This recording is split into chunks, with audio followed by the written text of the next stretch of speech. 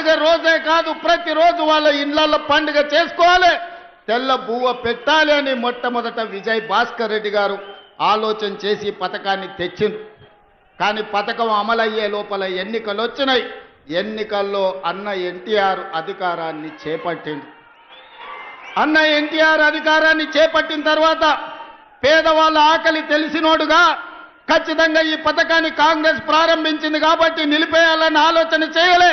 ఆనాడు పెద్దలు జానారెడ్డి గారి సలహా మేరకు సూచన మేరకు కేవీ సత్యనారాయణరావు గారు లాంటి వాళ్ళు ఈ పథకాన్ని కొనసాగించాలి అని 2 రూపాయలకే కిలో బియ్యం పథకాన్ని ఆనాడు అన్న ఎన్టీఆర్ తీసుకొచ్చి పేదలకు తెల్ల బియ్యం తెల్లన్నం తినే అవకాశం 83లో కల్పించిండ్రు.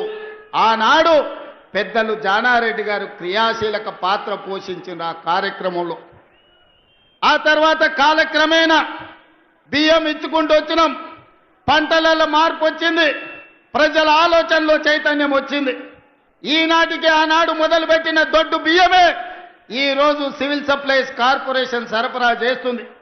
ఈ సందర్భంగా వేదిక మీద ఉన్న పెద్దలకి ఇక్కడికి వచ్చిన యువకులకు గుర్తు చేయాలి, పేదవాళ్ళ ఆకలి తీర్చడానికి ఆనాడు పబ్లిక్ డిస్ట్రిబ్యూషన్ స్కీమ్, ఈరోజు మనం ఏదైతే రేషన్ షాపులు అంటున్నామో 1957లో పండిత్ జవహర్లాల్ నెహ్రూ గారు మొట్టమొదట ఈ ప్రాంతంలో ప్రధానమంత్రిగా ఉన్నప్పుడు పేదలకు ఆహార భద్రత కల్పించాలని 70 ఏళ్ల క్రితమే పీడీఎస్ విధానాన్ని కాంగ్రెస్ పార్టీ తీసుకొచ్చింది. ఇవాళ ఆ పౌర సరఫరాల శాఖనే దొడ్డు బియ్యం పథకాన్ని అమలు చేస్తుంది. మేం బాధ్యత చేపట్టిన తర్వాత 2000 పైగా మిల్లర్లు ఉన్నాయి ఈ ప్రాంతంలో. రైసు మిల్లులకు ప్రతిదీ మిర్యాలగూడ, హుజూర్ నగర్, కోదాడ ప్రాంతంలో దేశంలోనే అత్యధికంగా ఒడ్లు పండించే ప్రాంతం. ఇవాళ నల్గొండ జిల్లాలో 12 లక్షల ఎకరాలలో వరి పండిస్తున్నారంటే ఇక్కడి రైతాంగం ఒడ్లు ఎన్ని పండిస్తారో. ఈ రోజు ఈ దేశంలోనే అత్యధికంగా ఒడ్లు పండించే రైతులు ఈ ప్రాంతంలో ఉన్నారు. ప్రభుత్వం ఏర్పడ్డ తర్వాత పెద్దలు ఉత్తమ్ కుమార్ రెడ్డి గారితో మాట్లాడినా. మేము సివిల్ సప్లైస్ కార్పొరేషన్ సమీక్ష చేసినాం. మిల్లర్ల దగ్గర ఆనాటి ప్రభుత్వం 21,000 కోట్ల రూపాయల వడ్లను మిల్లర్ల దగ్గర తాకట్టు పెట్టింది. మిల్లర్లను పిలిచి సమావేశం పెట్టి ప్రభుత్వం 21,000 కోట్ల రూపాయల వడ్లు మీ దగ్గర దాచిపెడితే ఎక్కడునే లెక్క చెప్పుండ్రి, లెక్క చెప్పకపోతే పైసలు కట్టుండ్రి అంటే పైసలు కట్టేటోడు లేడు, వడ్లు ఇచ్చేటోడు లేడు. అదేవిధంగా ఈరోజు రేషన్ షాపుల్లో దొడ్డు బియ్యం పోతే ఉచితంగా ప్రతి మనిషికి రాష్ట్రంలో 3 కోట్ల మందికి ప్రభుత్వం ఉచిత బియ్యం ఇస్తే ఆ బియ్యం 10 రూపాయలకు మళ్ళా మిల్లర్లే కొంటుండ్రు. ఆ మిల్లర్లు మళ్ళా ప్రభుత్వానికి 30 రూపాయలకు సరఫరా చేస్తున్నారు. ఈ సైక్లింగ్ మొత్తం అన్ని చూసినాం, ఆలోచన చేసినాం. ఇవాళ ముఖ్యమంత్రిగా ఎన్నో రకాల ప్రయత్నం చేసినాం. 7,000 కోట్ల రూపాయల వడ్లను అమ్మాలని టెండర్లు పెట్టినాం. ఇవాళకి 3,000 కోట్లకు సంబంధించిన వడ్లే వచ్చినాయి కానీ మిగతా మిల్లర్లు సహకరిస్తలేరు. దీనికి ప్రధానమైన కారణం దొడ్డు బియ్యం ఇవ్వడంతో పేదవాళ్ళు దొడ్డు బియ్యం ఈరోజు వండుకుంటలేరు, తింటలేరు. ప్రతి వాడు సన్న బియ్యం తినాలన్న ఆలోచన, కుటుంబాల ఆర్థిక స్థితిగతులు మెరుగాయి. ఈరోజు మనం పంచిపెట్టే దొడ్డు బియ్యం పేదవాడు వండుకుంటలేడు, తింటలేడు. ఇది మిల్లర్ల మాఫియా లేకపోతే దళారుల చేతుల్లోకి ఈ దొడ్డు బియ్యం వెళ్ళి 10,000 కోట్ల రూపాయలు ప్రతి సంవత్సరం దళారుల దోపిడీకి గురైతున్నాయి. అందుకే ఆలోచన చేసిన పెద్దలు ఉత్తమ్ కుమార్ రెడ్డి గారితో మాట్లాడిన, సహచర మంత్రివర్గ సభ్యులతో చర్చించిన, బట్టి విక్రమార్క గారిని ఒప్పించిన, ఇక దొడ్డు బియ్యం కాదు ప్రతి పేదవాడికి ప్రతి ఒక్కరికి 6 కిలోల సన్న బియ్యం ఇవ్వాలి. ఉగాదో, దీపావళి, సంక్రాంతి పండుగ కాదు, పేదవాడి ఇంట్లో ప్రతిరోజు పండుగ ఉండాలి, సన్న బియ్యం వండాలి, పేదవాడి కడుపు నింపాలి. ఆ బాధ్యత మేము తీసుకోవాలి సోనియమ్మ నాయకత్వంలో అని ఆలోచన చేసినాం. ఇవాళ మిత్రులారా, ఇందిరమ్మ రోటీ కప్డవర్ మకాన్ తర్వాత విజయభాస్కర్ రెడ్డి, ఎన్టీ రామారావు గారి బియ్యం పథకం తర్వాత శ్రీమతి సోనియా గాంధీ గారికి ఈ దేశం రుణపడి ఉండాలి. చట్టబద్ధత లేదు, అందుకే ఆహార భద్రత చట్టాన్ని పార్లమెంటులో తెచ్చి పేదవాడికి తినడానికి అవసరమైన అన్ని వసతులు ఏర్పాటు చేయాలని ఆహార భద్రత చట్టం శ్రీమతి సోనియా గాంధీ గారు పార్లమెంటులో తెచ్చి పేదవాడి ఆకలి తీర్చడానికి సోనియమ్మ చట్టాలు చేసింది.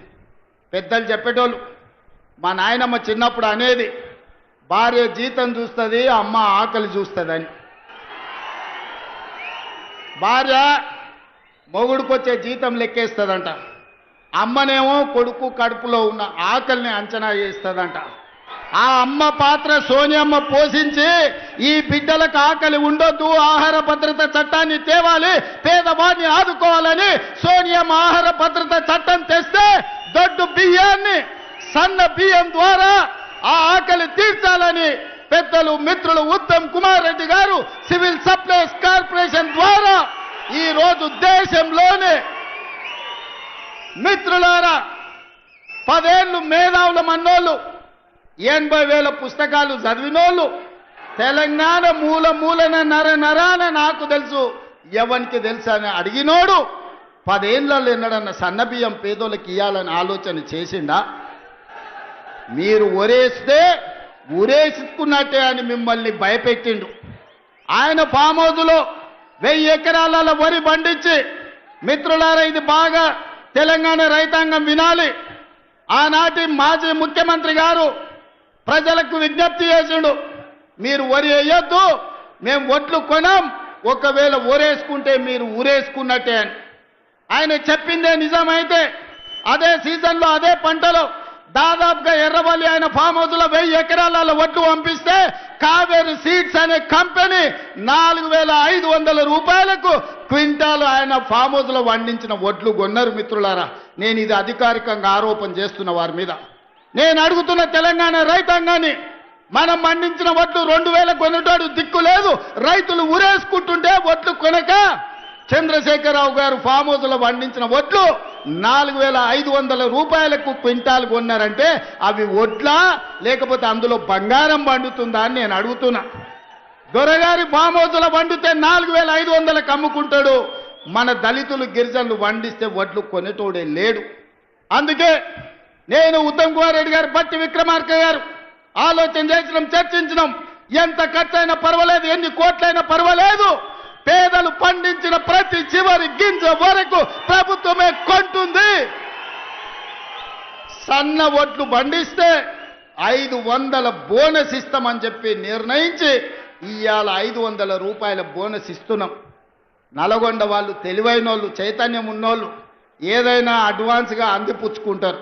అందుకే 12 లక్షల వరి పండిస్తే మీ వాళ్ళే 8 లక్షలు ఇవాళ సన్న ఒడ్లు పండిస్తూ రాష్ట్రంలోనే అత్యధికంగా సన్న ఒడ్లు పండించేది నల్గొండ జిల్లా.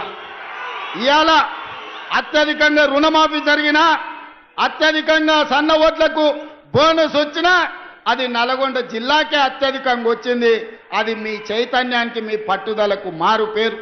ఇవాళ అందుకే పండించిన రైతుకు బోనస్ ఇవ్వాలి, వినియోగదారుడు పేదవాడికి కడుపు నిండా తెల్లన్నం సన్న బియ్యం పెట్టాలి అని ఇవాళ సన్న బియ్యం పథకాన్ని ఇవాళ హుజూర్ నగర్ గడ్డ మీద మనం ప్రారంభించుకున్నాం. మిత్రులారా, ఆనాడు కొమరం భీముడు మొదలుపెట్టిన జల్ జమీన్ జంగిల్ పోరాటం నుంచి తర్వాతి తరంలో చాకలి అల్లయ్య, దొడ్డి కొమరయ్య, భూమి కోసం, భుక్తి కోసం, విముక్తి కోసం రావి నారాయణ రెడ్డి, ఆరుట్ల కమలాదేవి ధర్మ భిక్షం చేసిన పోరాటం, సాయుధ రైతాంగ పోరాటం తర్వాత ఇందిరమ్మ తెచ్చిన రోటీ కప్డా और మఖాన్ పథకం తర్వాత విజయభాస్కర్ రెడ్డి, ఎన్టీ రామారావు తెచ్చిన బియ్యం తెల్ల బియ్యం పథకం తర్వాత